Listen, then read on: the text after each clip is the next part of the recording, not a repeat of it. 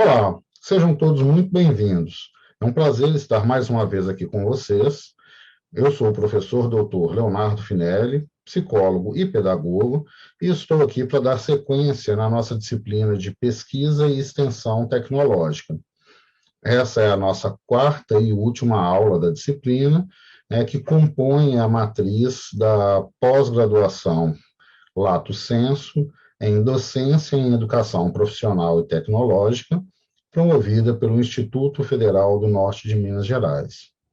Como de praxe, para essa aula, eu peço que vocês tenham à mão caneta ou deixem um documento do Word, caneta e papel, ou deixem um documento do Word próximo, aberto, para que vocês possam fazer anotações, marcações, considerações de dúvidas, que posteriormente vocês podem buscar sanar nos fóruns ou no nosso chat, ou ainda no webinário, ok? Então, estimo a todos uma boa aula, e estejam preparados para as suas anotações. Passo, então, ao início da atividade. Então, estamos na pós-graduação Lato Sensu em Docência na Educação Profissional e Tecnológica. Essa pós é coordenada pela professora mestre Luciana Cardoso de Araújo. Estamos na disciplina Pesquisa e Extensão Tecnológicas, ministrada por mim, professor doutor Leonardo Augusto Couto Finelli. Hoje nós discutimos dois textos, em especial o estudo exploratório sobre extensão tecnológica, suas bases e fundamentos para a gestão de políticas públicas, e a pesquisa aplicada em educação, uma experiência de intervenção em educação básica de Salvador, Bahia. Ambos os textos estão disponíveis, estão indicados no nosso ALVA na quarta semana e estão disponíveis na nossa bibliografia do ambiente virtual de aprendizagem. Bom, então os autores iniciam essas discussões falando da importância das micro, pequenas e médias empresas, como eles vão chamar, MPME, micro, pequenas e médias empresas. Eles apontam que há um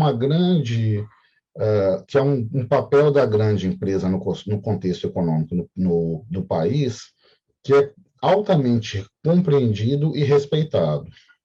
Entretanto, eles indicam que cresce a atuação das micro, pequenas e médio indústrias ou micro, pequenas e médio empresas na economia.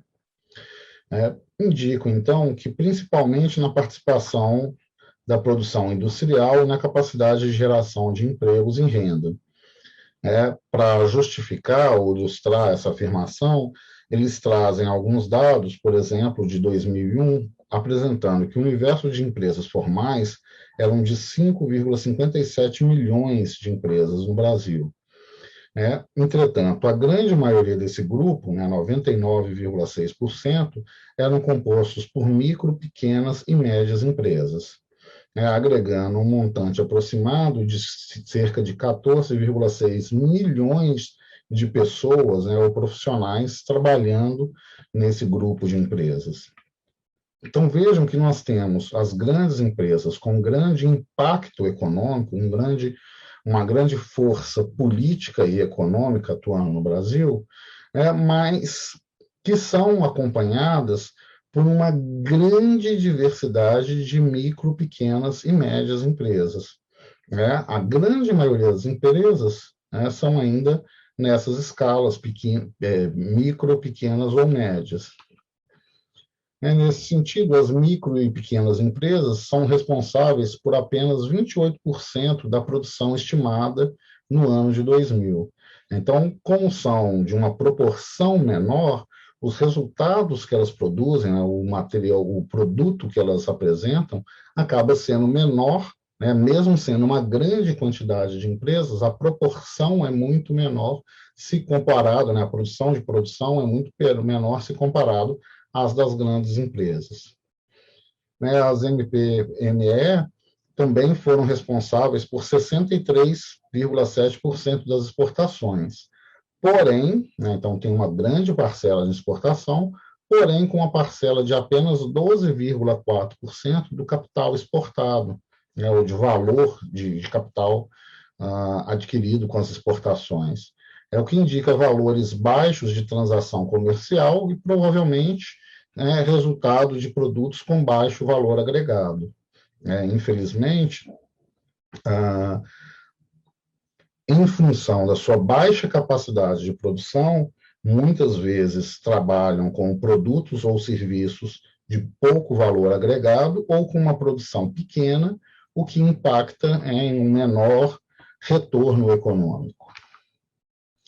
Não obstante, a relevância das micro, pequenas e médias empresas ou indústrias no contexto econômico do Brasil é grande, principalmente na geração de riquezas e de empregos. Ela reforça a importância da existência e do fortalecimento de políticas e programas de desenvolvimento tecnológico que estimulem o empreendedorismo, dentre as estratégias, principalmente aquelas voltadas para o fortalecimento das pequenas e médias empresas, para o fortalecimento da estrutura geral de mercado, criando aí estratégias ou criando mecanismos para a sobrevivência dessas empresas, porque é um dado que não está discutido nesse artigo, mas que é importante a gente considerar que muitas delas abrem e não conseguem sobreviver por mais do que 5 anos. Consideram ainda o ensino de empreendedorismo no nível médio e fundamental, em especial com uma proposta de capacitação, de preparo do indivíduo para uma formação cidadã que se insira no mercado com uma lógica, ou com uma capacidade e competência de empreender, e pensando no fortalecimento das condições gerais para que as empresas possam ter melhor eficiência de mercado, habilidades gerenciais, transferência de tecnologia, capacidade de exportação, entre outras, como, por exemplo, capacidade de produção. Posta essa introdução, ou essa apresentação sobre as micro, pequenas e médias empresas, os autores, então, se detêm sobre a lógica da inovação tecnológica associada a essas micro, pequenas e médias empresas, que é o nosso interesse, é o nosso foco de interesse. O artigo ainda é um pouco antigo, então traz dados ainda mais antigos, mas uma lógica que a gente vê que permanece em termos de produção. Então, os autores indicam que, em 2004, destacou-se a perspectiva do crescimento econômico, ressaltando a importância da ciência, da tecnologia e da inovação.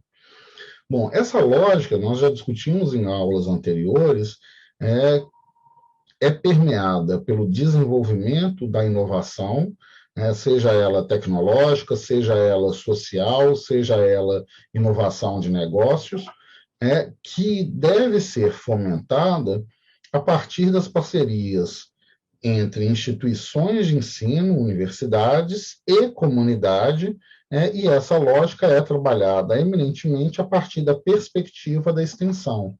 Então, o tripé do ensino, o tripé da formação, ensino, pesquisa e extensão, precisa ser mantido de modo a pensar na formação, ensino, a partir de uma lógica de pesquisa, de busca de conhecimentos, que esteja associado às demandas da sociedade, às demandas da comunidade, a extensão. Então, retomando aqui para o texto, a crescente competição dos países favoreceu a criação, difusão e exploração de conhecimentos científicos e tecnológicos, bem como em outros bens intelectuais, como maneira de melhorar o crescimento e a produtividade das empresas. Ora, se nós vimos há pouco que a grande maior parte das empresas no Brasil se classifica como micro, pequenas e médias, a gente tem que pensar, então, numa lógica de extensão que atenda à demanda dessas instituições. E, na prática, nós vamos ver aqui na discussão que os autores apontam, essa não era uma lógica muito típica, muito comum no passado. As ações de extensão, muitas vezes, eram voltadas em parcerias entre universidades e extensão, mas com grandes empresas. O financiamento governamental, as políticas públicas também visam a facilitação de recursos, de equipamento, de parcerias com grandes empresas. Somente a partir da última década, né, de 2010 a 2020, que a gente começa a ver um processo, como a gente já discutiu, de creditação da extensão, que amplia o processo de extensão, promovendo, então, iniciativas que vão além da perspectiva assistencialista e avançam para uma perspectiva de desenvolvimento de inovações sociais, que promovem, então, o que acolhem, abarcam as micro, pequenas e médias empresas. Defende-se, então, voltando aqui para o slide, defende-se, então, a ideia de que a inovação tecnológica conduz a empresa a ter vantagens competitivas, pois a inovação propicia a redução de custos através de facilidade de fabricação ou simplificação da logística, e favorece a diferenciação, desenvolvendo novos produtos ou melhorando aqueles que já existem. A inovação tecnológica é definida, então, como uma implementação de produtos, sejam eles bens ou serviços, ou processos tecnologicamente novos ou substancialmente aprimorados. Numa outra definição de inovação, a gente reconhece reconhece a inovação tecnológica como uma promoção de mudanças significativas para melhorar os produtos e processos da organização e criar valor adicional para as partes interessadas, né? Ou seja, agregar valor aos produtos. Em ambos os conceitos, tem-se em comum a ideia da melhoria do produto e do processo, ou do processo, né? Até acrescento um ou aqui. Contudo, destaca-se a importância de se agregar valor às partes interessadas. Nesse sentido, para que seja considerada uma inovação, ela deve ser observado o resultado obtido após a sua implementação, né? Ou seja, após a sua efetividade. Agregar valor passa pela redução de perdas no processo produtivo, é algo que é muito implementado, por exemplo, no setor da engenharia civil, ou pela diminuição das atividades que não agregam valor, por diversas áreas produtivas, em especial a gente consegue ver essas mudanças cotidianamente com o efeito da pandemia e a migração das atividades presenciais para atividades de home office, melhora no fluxo de materiais e informações, entre outras estratégias. Então, a empresa que desenvolve internamente a sua inovação o faz através de atividades de pesquisa e desenvolvimento, né, P&D, que podem ter um caráter contínuo, né, empresas de grande porte fazem em caráter contínuo, empresas de micro, pequenas e médias costumam fazê-lo em um caráter ocasional, e normalmente também podem ser um formato, né, uma estrutura formal ou informal, normalmente. Empresas de grande porte costumam ter parte dos recursos direcionados para uma pesquisa e desenvolvimento contínua e formal, ao passo que as empresas menores acabam tendo menos recursos e o fazem, então, fazem pesquisa de uma maneira muito mais ocasional e informal, em especial quando conseguem firmar parcerias com instituições de ensino, de modo a promover atividades de extensão. Então, as atividades de desenvolvimento são definidas de diversas maneiras. Então, por exemplo, como atividades internas de pesquisa e de desenvolvimento, aquisição externa de pesquisa e desenvolvimento, aquisição de maquinário e de equipamentos, aquisição de outros conhecimentos externos, por exemplo, contratação de especialistas, consultores para a implementação de mudanças de metodologia, de procedimentos, introdução de inovações tecnológicas no mercado, projeto industrial e outras preparações técnicas para produção e distribuição, e treinamento. E aí, nesse período, de 2000, os autores apresentam aí um quadro de distribuição, uma percentual de distribuição de investimentos financeiros em inovação associado ao tamanho das empresas.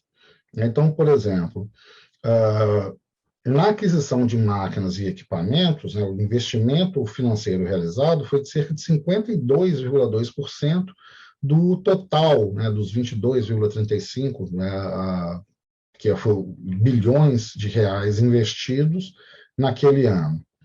Então, a maior parte do capital investido foi para aquisição de máquinas e equipamentos, sendo que, considerando o tamanho das empresas, nós temos aqui empresas de pequeno porte investindo 71% dos recursos na aquisição de equipamentos.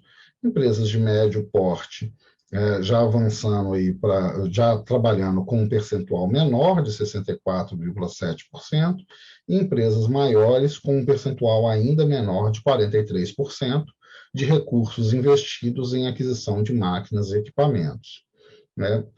A gente consegue perceber que uma lógica de uma empresa já melhor estruturada, melhor consolidada, que ainda precisa investir, ao passo que empresas menores, né, precisam ainda avançar e se consolidar em termos desse crescimento e acabam fazendo grandes investimentos em aquisição de equipamentos e maquinários. Atividades internas de pesquisa e desenvolvimento, né, do total investido foi apenas 16%.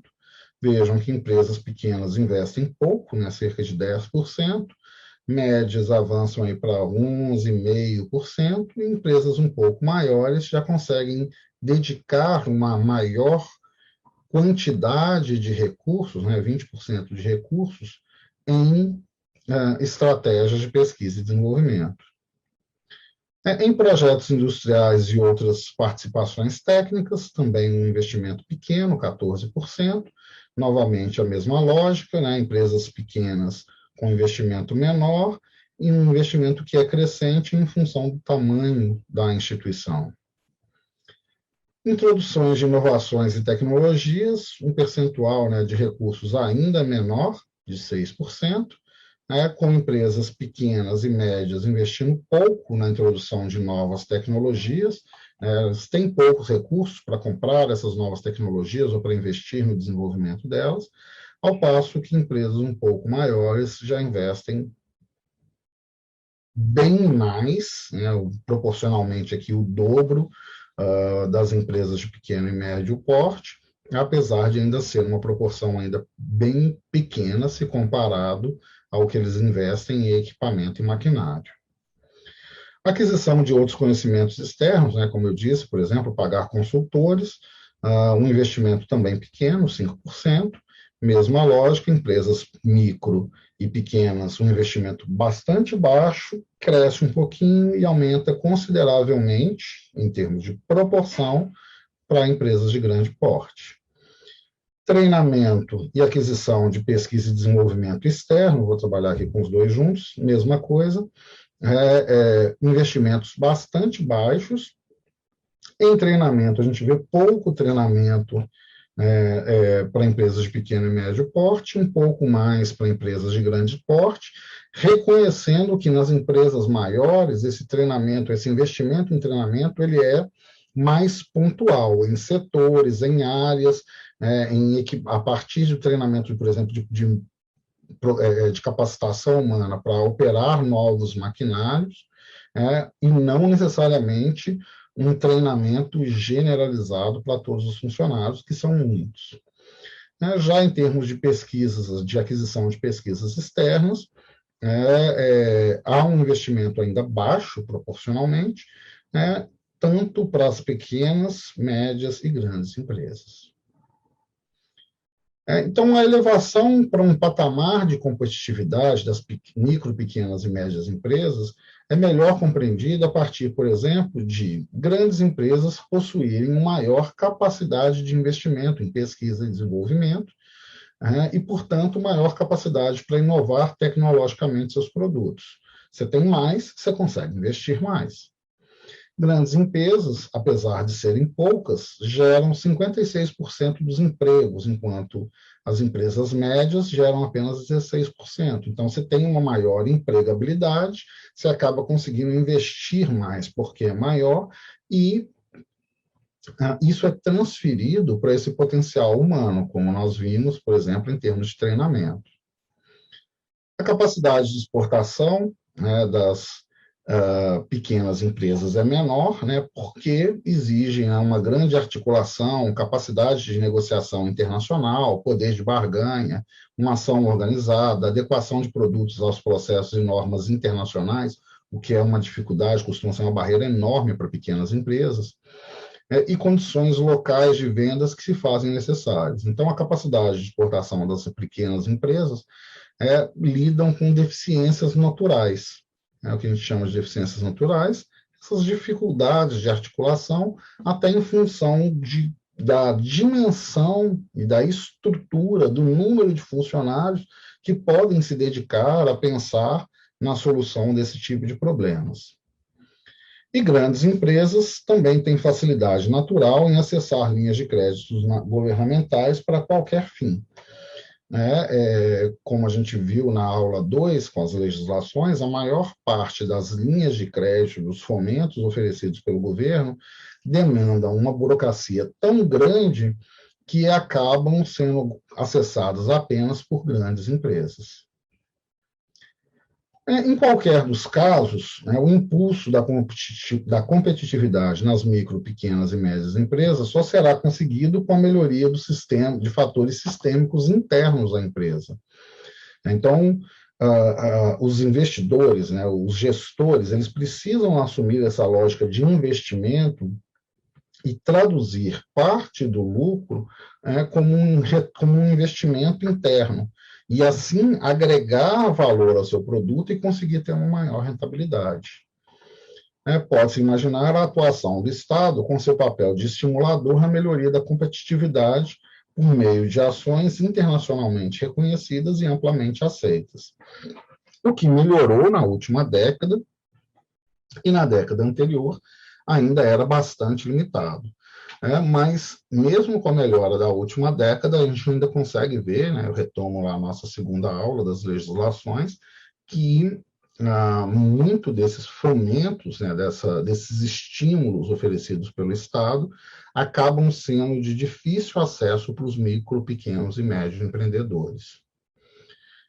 O Estado, então, como um agente de políticas públicas, reserva-se o papel de estimulador e fomentador de ações que estimulem a competitividade das empresas de cada país, como forma de garantir a saúde e o conforto de sua população. Infelizmente, no Brasil, essas ações ainda são bastante limitadas. Pensando, então, na difusão tecnológica em países membros da OCDE e no Brasil, a gente tem um ambiente competitivo em que é fundamental uma adequada infraestrutura governamental que favoreça os sistemas de pesquisa pública para possibilitar a contribuição para a inovação. Vejam, pensar em pesquisa pública é pensar necessariamente nas práticas de extensão que nós já vínhamos discutindo, nas parcerias entre instituições de ensino e as demandas específicas de mercado. Países desenvolvidos aumentaram muito a autonomia das universidades ou as transformaram em entidades privadas ou quase privadas e reduziram significativamente as barreiras à sua cooperação com a indústria. Algo que está sendo vislumbrado no Brasil na última década. Algo que ainda é muito incipiente, como nós discutimos nas aulas anteriores, por exemplo, com a curricularização, que era algo que já vinha sendo prevista desde a década de 90, mas que só é efetivamente implementada na década de 2010, a partir da década de 2010. As iniciativas e programas governamentais devem promover a difusão tecnológica como geradora de crescimento econômico e de renda. Algo que ainda também vemos como incipiente. Então, os programas de difusão que atuam nas empresas em 3 níveis. Primeiro, programas que melhoram a adoção e a adaptação de tecnologias específicas, programas que melhoram a capacidade das empresas de receberem tecnologias de uso geral, por exemplo, com projetos de assistência técnica, redes de informações, todas as atividades de extensão, e programas que construam uma total capacidade de inovação das empresas, né? Incluindo aí, por exemplo, o uso de instrumentos como mapas setoriais, diagnósticos e benchmarking, que são tecnologias e ou metodologias que promovem o crescimento das empresas. Eu consigo vislumbrar isso acontecendo muito bem nas empresas de grande porte, médio porte, já com uma certa dificuldade nas de pequeno porte e dificilmente nas microempresas, né? Visto que o número de funcionários é bastante reduzido, e muitas vezes o gestor também é o produtor, é o executor e lida com a venda. Então, a atualização dessas estratégias em termos de inovações tecnológicas costumam ser limitadas. Ainda assim, estratégias como, por exemplo, planos de treinamento, de capacitação profissional, seja por ações de extensão, seja por cursos de capacitação de SESI, SENAC, etc., funcionam bem para auxiliar pequenos, microempreendedores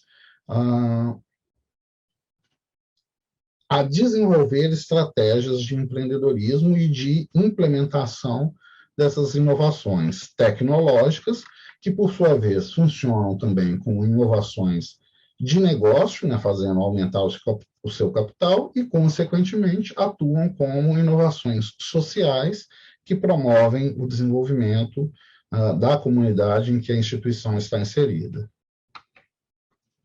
Existem diversos outros tipos de programas de difusão tecnológica, né? Eu vou só elencá-los aqui, o artigo nos traz uma explicitação mais detida sobre cada um, né? Mas outros programas, né? Como o Supply Driven, que é o que lida com uma oferta dirigida, né? A gente tem um direcionamento aí a partir da produção, da oferta que é gerada e que cria uma demanda para o mercado.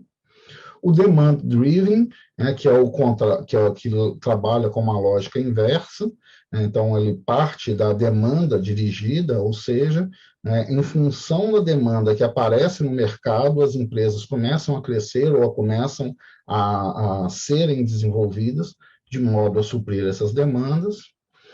A lógica do network-based, que é baseada em rede, que trabalha, então, em uma associação na comunidade, que pode ser tanto gerando produtos, supply-driven para a rede, quanto demand-driven, que a partir de uma demanda da rede, busca ser suprida em função de uma associação, de um trabalho conjunto de diversas empresas.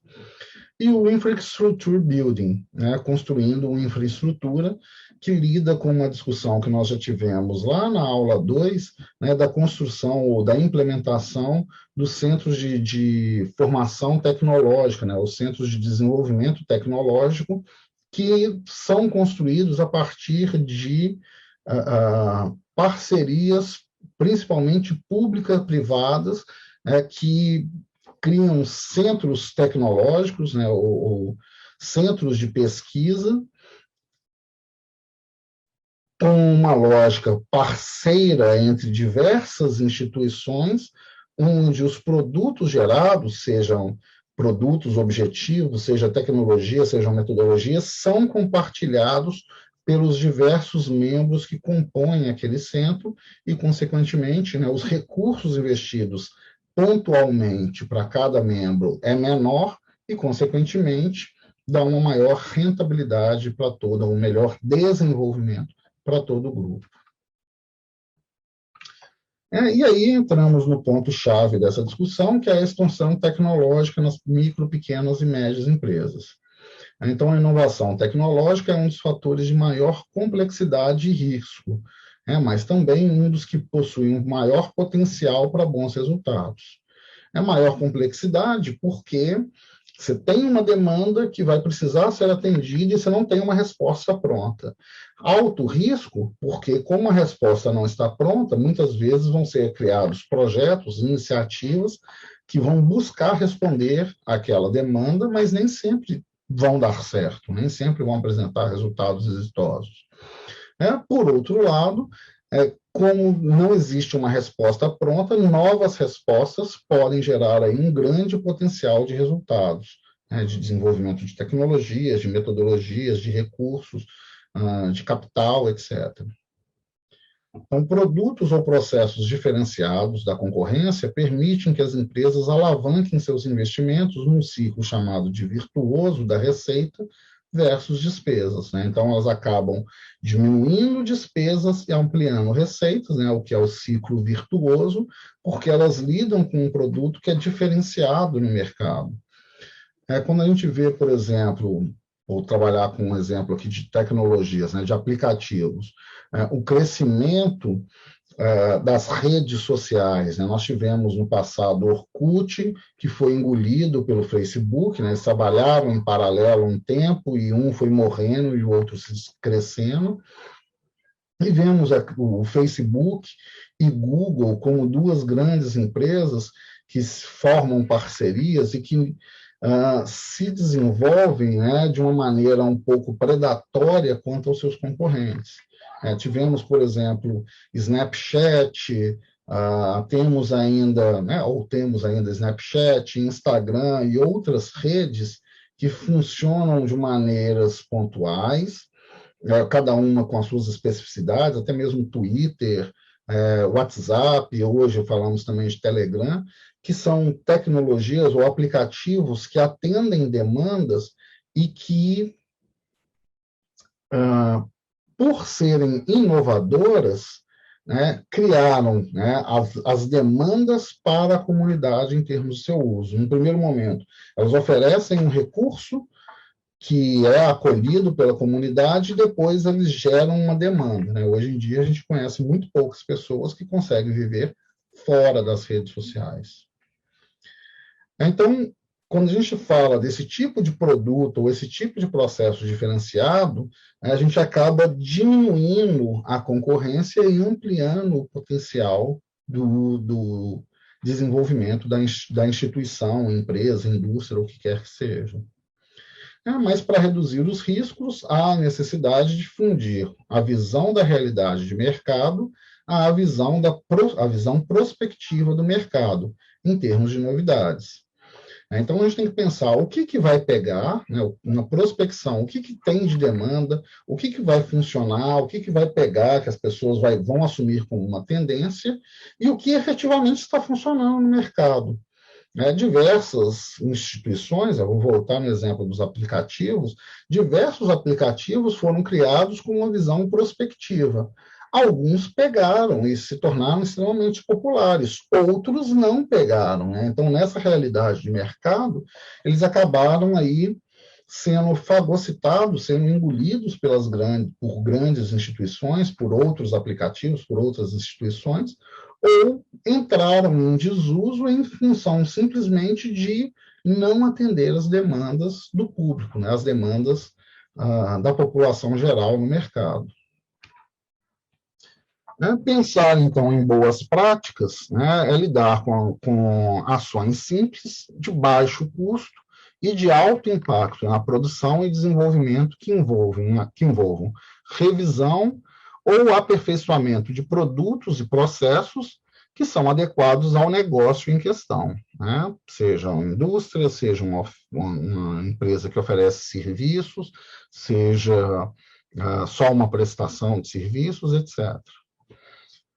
As instituições tecnológicas que se preocupam com o ensino médio e superior e com o desenvolvimento e disseminação de tecnologias estão mais próximas da realidade das empresas do que as universidades e os centros de pesquisa. Isso é um fato. Eles estão próximos porque eles já lidam com essa lógica que a gente discutiu na aula anterior, extensionista. Então, eles estão mais próximos da comunidade, da realidade. E, nesse sentido, elas têm uma maior inserção do que, por exemplo, as atividades de extensão das universidades ou dos centros de pesquisa para a promoção da inovação tecnológica. Então, as instituições tecnológicas capacitam pessoal para as atividades técnicas e tecnológicas, a prestação de serviços tecnológicos, oferecendo recursos humanos preparados a atender às necessidades da maioria das micro, pequenas e média empresas.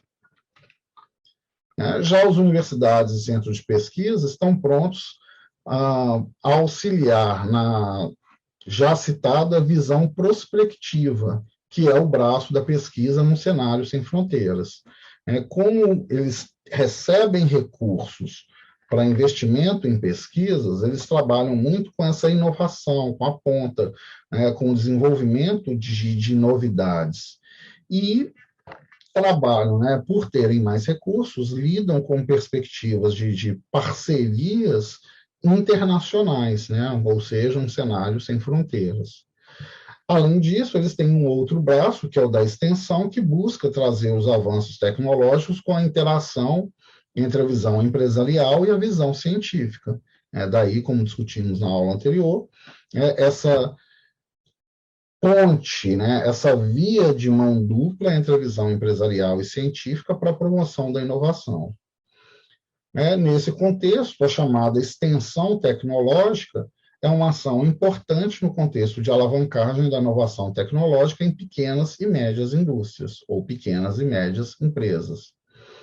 Não obstante, tais ainda são limitadas.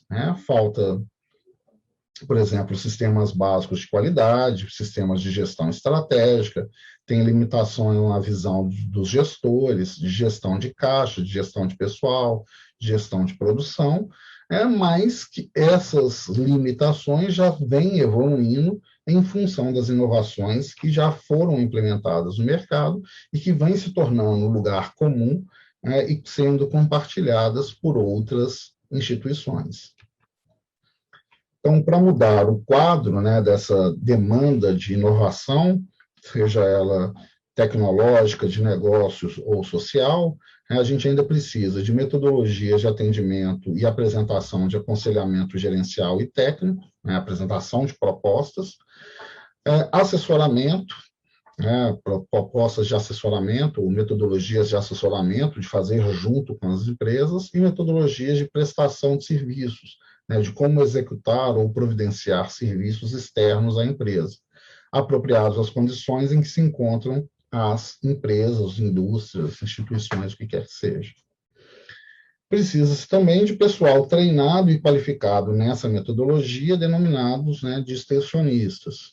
E ainda demanda uma rede tecnológica que ligue essas instituições tecnológicas aos seus extensionistas e a centros de pesquisas e universidades. É onde entra, então, os princípios aqui das instituições tecnológicas que promovem essa aproximação dessa rede tecnológica e promove essa ligação dos extensionistas, das pessoas que estão agindo aí entre pesquisa e extensão, promovendo a extensão, conhecendo a realidade e buscando o conhecimento a partir das pesquisas, junto a centros de pesquisas e universidades. Ainda se reconhece que as ações do extensionismo não são suficientes para o atendimento das necessidades das micro, pequenas e médias empresas. Por que elas não são suficientes? Porque ainda falta uma metodologia adequada ao atendimento de várias condições econômicas, tecnológicas e sociais, em função da diversidade gigante, virtualmente infinita, de demandas que cada empresa apresenta. Falta pessoal qualificado ao atendimento de micro, pequenas e médias empresas, Então, a gente viu as legislações que são extensas e complexas, e tem pouca pessoal qualificado para trabalhar com isso, que se dedica à implementação dos acessos àqueles recursos para as micro, pequenas e médias empresas. Normalmente, centros de inovação tecnológica o fazem, promovendo aí parcerias. Verifica-se falta de foco em tecnologias básicas e preocupação com problemas de investimentos em novos bens de capital, por exemplo, aquisição de maquinário. Falta dimensão estratégica do negócio, ou limitações na dimensão estratégica do negócio. Então, por exemplo, reconhecimento de questões tecnológicas, como estabelecer parcerias e relações competitivas, como lidar com produtos concorrentes, necessidades e oportunidades do mercado consumidor, etc. né? Atendimento à limitação quanto ao atendimento a demandas variadas, né? Tanto na indústria, serviço e comércio. Verifica-se ainda a exclusão da média empresa no acesso, né? Se estamos falando aqui da média empresa, a gente consegue pensar, então, mais gravemente ainda o caso das pequenas e microempresas, né, em termos dos acessos aos fomentos. E reconhece-se ainda um atendimento de balcão, né? Um atendimento de acordo com a demanda que aparece, né? Sem um desenvolvimento de conjunto de empresas em arranjos que sejam mais produtivos, em buscar ali um conglomerado, né? Uma estrutura para a organização, por exemplo, de um centro de pesquisa de inovação que trabalhem com soluções similares para empresas com demandas parecidas. Então, os autores fecham essa discussão trazendo umas definições e sugestões para a elaboração de programas de extensão. Então, eles sugerem os seguintes conceitos e diretrizes. Consolidação do conceito de extensão tecnológica, que é bastante limitado ainda na literatura. Desenvolvimento de metodologias que avaliem e utilizem as capacidades de organização, desenvolvimento de recursos humanos, de gestão empresarial, de produção, focado para a realidade empresarial. Formação de um corpo técnico especializado em extensão, que seja capaz de lidar, de promover pesquisa e lidar com solução de problemas práticos, com expertise, por exemplo, no uso de técnicas de negociação, diagnóstico, proposições de ações, consultoria empresarial, etc. Geração de recursos para atualização tecnológica, de gestão empresarial e de desenvolvimento de inovações tecnológicas. Organização de uma rede de informações direcionadas para os interesses da empresa. Então, alguns caminhos apontados aí pelos autores para se pensar nos programas de extensão, algo que ainda é bastante limitado. Eles ainda indicam algumas diretrizes gerais para a promoção desses programas de extensão, né? Então, as recomendações são direcionadas aos gestores de políticas públicas de extensão tecnológica, pensando, por exemplo, em ações que devem objetivar a melhoria dos indicadores de micro, pequenas e médias empresas, com um sentimento de viabilidade em investimentos futuros, que elas reconheçam que é possível fazer isso. Quando elas se deparam, por exemplo, com os editais de fomento, os gestores de uma microempresa ali com 5 funcionários não conseguem nem ler aquilo, quanto mais organizar toda a documentação para aplicar. Então, isso gera um sentimento de inviabilidade em função da dificuldade de acesso. Nós vivenciamos, eu vou trazer um outro exemplo, nós vivenciamos um período de pandemia, e no ano passado, quando ela se iniciou, houve uma alocação promovida pelo governo de bilhões de reais em recursos para auxiliar as empresas, a indústria, o comércio brasileiro, para auxiliar a manutenção de empregos e funcionamento de empresas. Grandes empresas conseguiram acessar esses recursos. Empresas de médio, pequeno e microempresas, médio, pequeno porte e microempresas, não conseguiram acessar. Fecharam as portas. O dinheiro estava lá, disponível, foi alocado para esses financiamentos, para esses empréstimos, e eles não conseguiram acessar em função das dificuldades de organização da documentação, da burocracia necessária, ou da burocracia implementada para acessar essas verbas. Então, pensar em ações para melhorar esse sentimento de viabilidade é extremamente importante.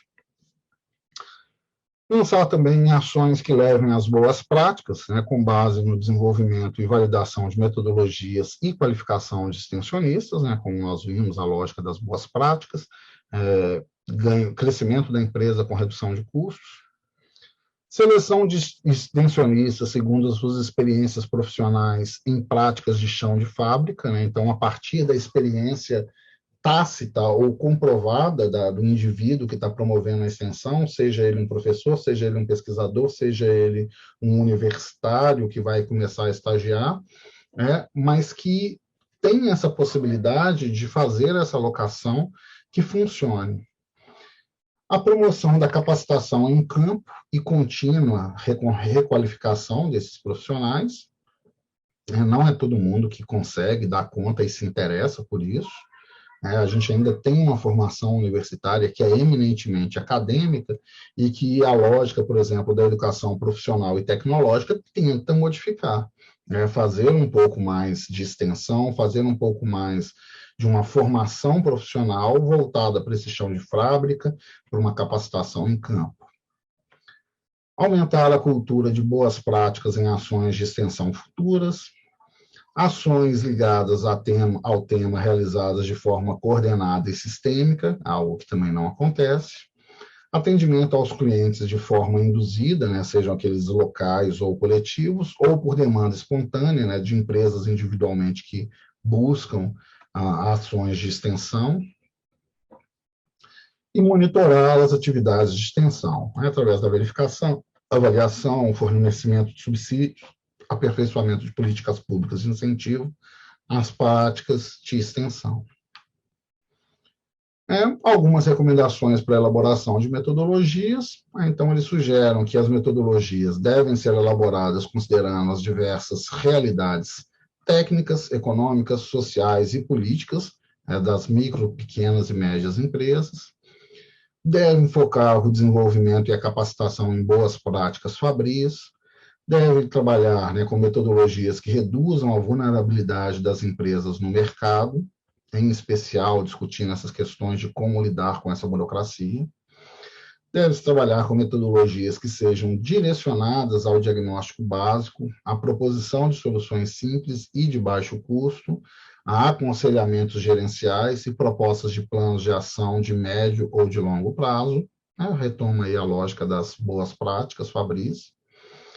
Metodologias que sejam validadas em campo e revisadas e amplamente difundidas, ou seja, a lógica da implementação no chão de fábrica, elas foram pensadas enquanto projetos, implementadas, deram resultado, deram certo, ou não apresentaram um melhor resultado, passaram por revisão, foram ajustadas e, a partir daí, começa a dar resultados eficientes, os melhores resultados, começam a ser amplamente difundidas, e metodologias que foquem a inovação tecnológica em patamares significativos, algo que ainda também é muito limitado.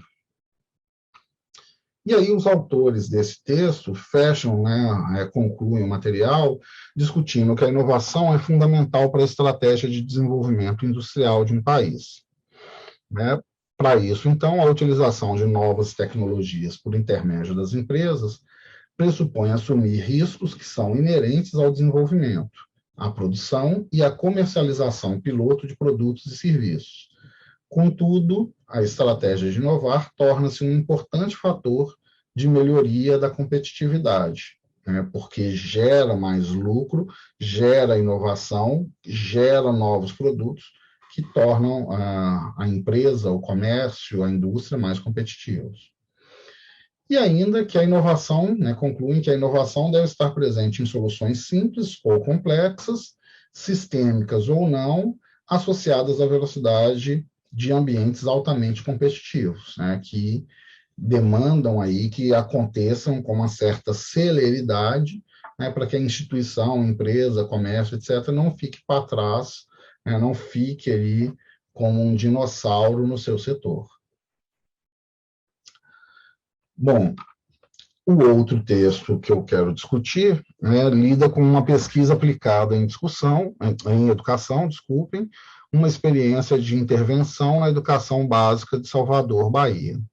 Então, trata-se agora de um artigo que reflete, promove uma reflexão sobre a articulação entre o mestrado profissional e a rede pública de ensino, a partir da elaboração de propostas de intervenção em escolas de rede municipal e estadual, de modo a melhorar a qualidade do ensino. Então, aqui a gente começa a ver, com esse texto, apesar de ser um texto mais enxuto, ele nos traz essas possibilidades de se pensar a extensão, de se pensar a educação profissional e tecnológica, dentro de uma lógica que atenda às necessidades ou o anseio da comunidade, do território em que a instituição de promoção desse conhecimento está inserido. Tá? Então, o artigo aqui em si fala das práticas, né, da produção do mestrado profissional, mas a gente consegue facilmente ampliar essa discussão para uma discussão também para educação profissional e tecnológica. Então, esse artigo foca na capacitação, atualização e aperfeiçoamento de profissionais na área de gestão educacional e processos tecnológicos, trazendo aí uma proposta de formar pesquisadores ou docentes por meio de uma pesquisa aplicada e inovação tecnológica no campo da educação. Algo que nós também estamos fazendo aqui, não a nível de mestrado, mas em nível de especialização lato sensu, né, da docência para educação profissional e tecnológica, né, onde pensamos também em formar docentes que vão lidar com a pesquisa aplicada em inovação tecnológica. No caso, pode ser no campo da educação ou não, né? Mas provavelmente será em função do direcionamento da pós à docência. Então, já começando a pontuar aí ou pincelar a discussão seguinte, né, da próxima disciplina, que é a elaboração dos projetos de pesquisa, é pensar como organizar uma pesquisa aplicada. Então, as pesquisas educacionais aplicadas estão voltadas para o cotidiano escolar, com foco no currículo e nas interações sociais que acontecem na escola. Essas, então, analisam as problemáticas locais em contextos específicos, contando com a experiência do pesquisador ou a adoção de metodologias que desenvolvem trabalhos em colaboração com os participantes. Então, é uma lógica de uma metodologia de pesquisa-ação ou de pesquisa participativa, né, onde o pesquisador se insere na comunidade, no caso aqui na escola, para conhecer a realidade e constrói a sua inovação, né, a sua atividade aplicada a partir de uma demanda da própria comunidade, do próprio território, ou, no caso, da própria escola. A partir das suas experiências, do seu expertise, da sua competência, capacidade em responder a uma demanda daquele território em qual ele se inseriu. Então, tais pesquisas tendem à intervenção, à prática e à aplicabilidade, né, que vai ser como vocês farão na próxima disciplina, que será um projeto de intervenção. É importante reconhecer que nem sempre se trabalha com uma teoria muito bem estruturada, né, uma metodologia muito clara, né? Como eu disse, a gente vai trabalhar muito mais com pesquisa-ação e pesquisa participante do que, por exemplo, uma pesquisa de revisão bibliográfica ou uma pesquisa do tipo experimental, né, já que não é a lógica de uma construção meramente acadêmica, mas sim de uma intervenção prática que modifique a realidade a partir, por exemplo, de algo que aproxima-se de uma lógica extensionista. Então, a teoria nem sempre vai ser bem estruturada, mas sim, né, vai aparecer a partir do modo de encarar do fenômeno ou da posição teórica que cada um de vocês vai assumir ao produzir a sua proposta de intervenção, que será executada e serão apresentados os resultados. Os autores aqui, então, nos dizem que sem reflexão e sem autorreflexão sobre o ato de conhecer, as formas de ver e colocar problemas, né, assim como a maneira de tentar abordá-los sem crítica e autocrítica, não há pesquisa.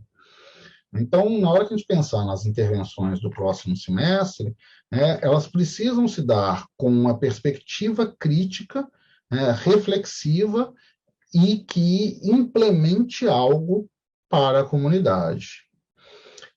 Pesquisar lida com a lógica aí de avançar fronteiras, de transformar conhecimentos e não fabricar análise segundo determinados formatos. Balizas, sim, e aqui é uma citação de um autor que está no texto. Balizas, sim. Consistência, sim. Plausibilidade, sim. Aprisionamento do real em dogmas, não. Vejam que aqui a gente tem um discurso eminentemente extensionista, em que a pesquisa vai ser uma pesquisa aplicada e não meramente acadêmica, né, que a gente aprisiona as questões, os problemas nos dogmas acadêmicos. Não. A pesquisa ela tem que ser balizada, ela tem que ter uma metodologia, ela deve apresentar uma intervenção consistente e plausível, né, mas não pode só ficar presa em dogmas. Então, a educação profissional e tecnológica, né, assim como os mestrados profissionais, que é o foco do texto, são responsáveis por aprimorar as práticas dos agentes profissionais, sendo, portanto, escolas, né, campos de formação da intervenção de caráter eminentemente aplicado. Então, algumas dicas, né, sobre o que é uma pesquisa aplicada, é aquela que busca a compreensão do contexto específico, suas problemáticas, a dinâmica do sistema e dos participantes individualmente, as relações internas e externas existentes no fenômeno, na instituição, na empresa, indústria, comércio, que você, enquanto pesquisador, se insere.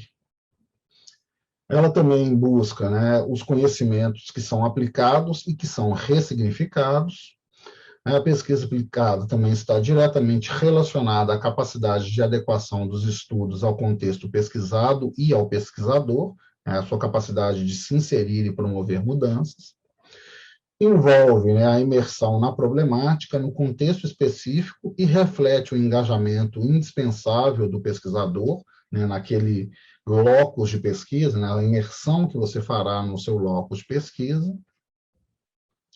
Atenta para a problemática, grupos de sujeitos, saberes empíricos e limitações do contexto, né, daquele locus, daquela instituição dentro do território em que ela se insere, e considera a vivência e vivencia, né, também as angústias e os anseios dos atores sociais.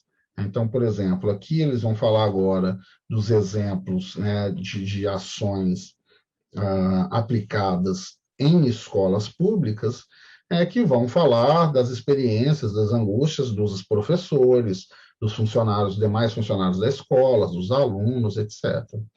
Da comunidade acadêmica, em especial, né, dos pais e da comunidade no entorno da escola. Então, projetos e ações de uma intervenção. Então, existem amplas possibilidades de pesquisas aplicadas. Projetos técnicos, desenvolvimento de aplicativos, desenvolvimento de materiais didáticos, desenvolvimento de materiais instrucionais, desenvolvimento de produtos, desenvolvimento de processos e técnicas, produção de relatórios finais de pesquisa, desenvolvimento de softwares, realização de pesquisas de estudos de casos, produção de relatórios técnicos e diversas outras formas científicas de organizar ou de apresentar a sua produção, né? Desde que ela seja aplicada, que ela traga uma resposta para um problema concreto. Então, essa diversidade favorece o desenvolvimento de pesquisas aplicadas ou de pesquisas de intervenção, ou de projetos de intervenção, assim como a articulação dos pesquisadores com suas práticas profissionais e possibilita o desenvolvimento de ações diretas em diversos níveis educacionais. Os exemplos que os autores nos trazem são o da rádio da escola na escola da rádio e o Quimera Cidades Imaginárias. Então, o primeiro deles, o projeto A Rádio na Escola, a Escola da Rádio, que existe desde 2005 e foi ampliado e adequado de uma maneira colaborativa e coletiva, pautado na abordagem de pesquisa aplicada engajada nas intervenções do grupo do Geotec, né, o programa de mestrado profissional, com os moradores e habitantes da cidade de Salvador, na Bahia. Então, esse projeto possibilita aos alunos e professores das escolas da rede pública, né, através das potencialidades das geotecnologias e das tecnologias de informação e comunicação, o registro das histórias nos bairros. Então, os autores apresentam exemplos de dois projetos: a Rádio da Escola na Escola da Rádio e Quimera Cidades Imaginárias. O primeiro deles, o projeto A Rádio na Escola da Rádio, existe desde 2005. Foi ampliado e adequado coletiva e colaborativamente, né, entre a comunidade e o grupo de pesquisa, pautando-se na abordagem de pesquisa aplicada e engajada, nas interações do grupo do Geotec, que é o grupo de pesquisa lá do programa de mestrado profissional com os moradores e habitantes da cidade de Salvador, Bahia. Então, esse projeto possibilitou aos alunos e professores das escolas da rede pública, através das potencialidades das geotecnologias e das TICs, né, as tecnologias de informação e comunicação, o registro das histórias dos bairros e a memória de eventos e fatos que constituem a história da cidade de Salvador, Bahia. É um trabalho de história oral, de buscar as informações, as experiências, as memórias da construção e do desenvolvimento da cidade. Então, ele partiu do lugar vivido e percebido pelos moradores e potencializou esse trabalho, né, ao ser reinventado e valorizada a essência dessas experiências desses moradores.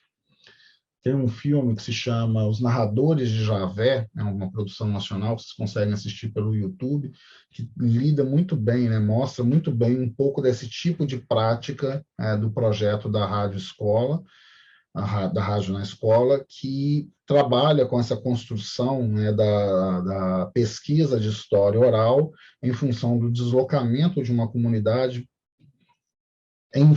que se dá em função da implementação, se não me engano, de uma usina hidroelétrica. Então, para se colocar a usina, precisava se retirar a comunidade, porque a área seria inundada, e aí um grupo de pesquisadores decide fazer esse trabalho de história oral, contando as histórias daquelas pessoas que foram relocadas para outra região, reconstruíram a cidade em uma outra região. É um trabalho bem interessante e é muito parecido com essa lógica da discussão aqui dos professores e da comunidade, do projeto A Rádio da Escola, na Escola da Rádio. Já o projeto Quimera, Cidades Imaginárias, nasceu a partir da imersão nos espaços das escolas e no caráter multirreferencial da pesquisa aplicada. Então, esse programa, ou esse projeto, criou um jogo simulador envolvendo alunos e professores em todas as etapas da ação do seu desenvolvimento. Então, eles criaram um aplicativo, um jogo, para trabalhar a lógica da construção da cidade. Então, a criação ocorreu de forma colaborativa, pautada nos princípios da educação cartográfica, a partir de ações e dinâmicas desenvolvidas com crianças do ensino fundamental.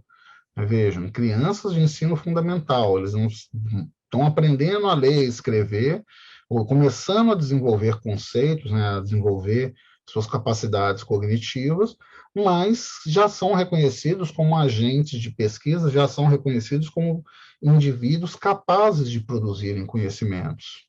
Então, trabalhando ali com crianças do ensino fundamental, explorando o entendimento das crianças sobre os espaços que vivem, constroem, criam, imaginam ou desejam participar, seja física, seja socialmente, pensando em como essas crianças vivenciam o espaço da cidade.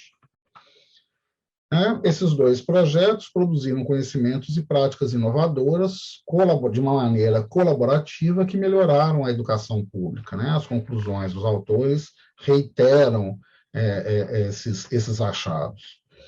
E essa perspectiva teórico-prática surge eminentemente do entendimento sobre a importância da parceria e aproximação da escola, no caso, a escola pensada aqui como o locus de pesquisa, e da universidade, para a produção dessa pesquisa prática. Tá? Bem, é isso, meus caros. Espero que vocês tenham conseguido absorver um pouco dessa discussão. Pensar em pesquisa e extensão tecnológicas é entender uma lógica de uma via de mão dupla, que se integra entre a construção do conhecimento, que no passado era eminentemente acadêmico, e que passa a ser, por meio da extensão, catalisado para a construção de conhecimentos que resolvam problemas práticos de uma realidade concreta e factual. Então, as ações de extensão, que no passado eram eminentemente assistencialistas, agora lidam com uma parceria, com a construção do conhecimento para resolver problemas práticos e concretos. E assim, essa construção se dá eminentemente pela via do desenvolvimento tecnológico, que é o foco, né, da nossa pós-graduação em educação profissional e tecnológica. Eu espero que as aulas tenham contribuído aí para o desenvolvimento e crescimento de vocês. Lembrem-se sempre de manter o material em dia e participem sempre das nossas discussões nos fóruns, chats, webinário da nossa disciplina. Bons estudos e sucesso aí para as disciplinas finais, de modo a concluir a pós-graduação. Um grande abraço e volto a encontrá-los na disciplina de elaboração dos projetos de intervenção.